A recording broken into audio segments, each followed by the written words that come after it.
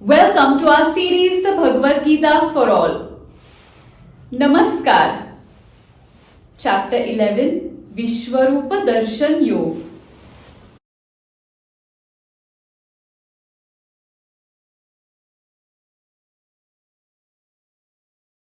In the last video, we learnt about Arjun being a Nimitta Mataram, an instrument of Shri Krishna's work.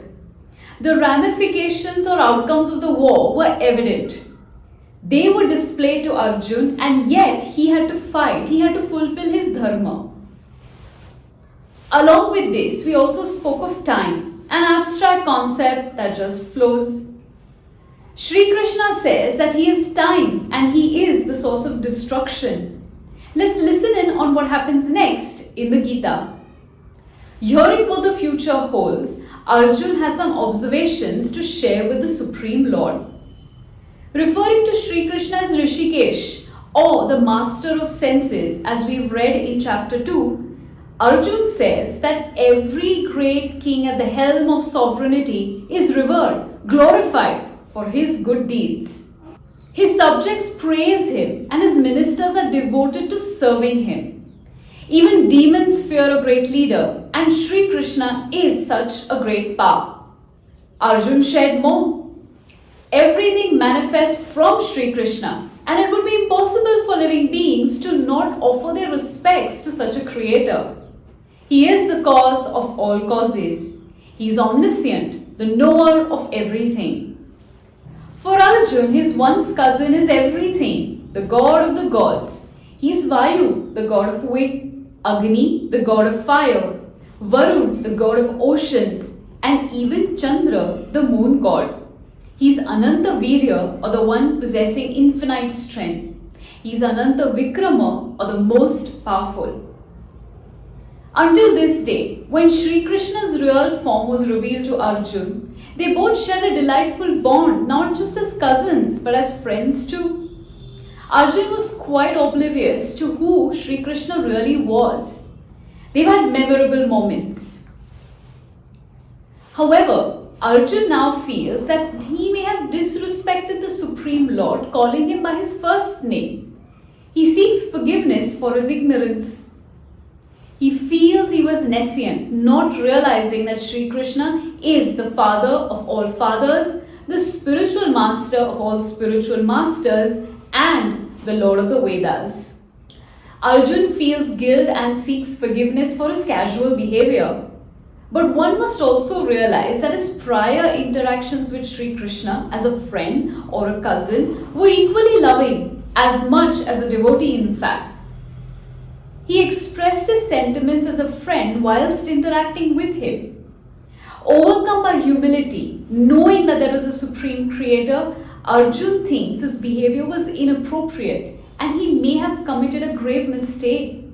Having heard him out, Shri Krishna tries to pacify Arjun. He says that Arjun was a witness to the cosmic form of the Lord, not as some sort of a punishment for bad behavior. Instead, he showcased it because he was pleased with Arjun. It was Shri Krishna's Yogamaya that made this possible. What is the Yogamaya? It's an energy, a divine power which states he can do the possible, the impossible, and the contradictory at the same time. Arjun, because of who he was able to see this very cosmic form of the Lord. Shri Krishna states that none other, for any effort they put in, such as mastery over the Vedas, performance of sacrifices, charity, rituals, or exercising any austerities, was able to witness this divine power. He asks Arjun not to be in fear, but instead see this as a privilege. The four-armed vision of Shri Krishna with his disc, mace, golden diadem and lotus flower could evoke awe, reverence in anyone who saw it. So Shri Krishna returned to his two-armed form to pacify Arjun. This two-armed vision helped Arjun restore his composure. He felt at ease. The cosmic form of the Lord is a rare sight.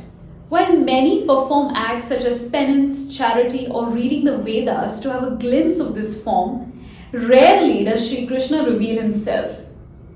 he emphasizes that bhakti or devotion is the only way one could get closer to attaining the divinities of the higher power. Bhakti or devotion is a personal experience.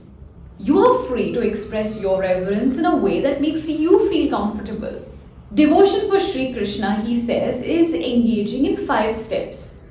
1. Performing one's duties as an offering to God. 2. Placing faith in the divine power. 3. Devoting oneself to a higher power such that the relationship is with God alone. 4. Freeing oneself from attachment for devotion requires engagement of the mind. 5. Not harboring malice for anyone in your heart to the extent that you could also forgive the wrongdoers. If you're looking for peace of mind and trying to express your devotion, you know where to start. You have not 1, not 2, but 5 ways to get closer to your spiritual self and experience bliss like no other. They all seem steps we could easily do. A few at least. From the beginning, we've heard the golden rule of doing one's karma diligently. Do your duty, but steer clear from expectations of the fruits of your action. If faith in the higher power is not something that you're convinced of, at least keep faith in yourself, your abilities. Malice will just make your heart weak and trouble your mind. Let go of it. It's not worth it. Dhanyavad.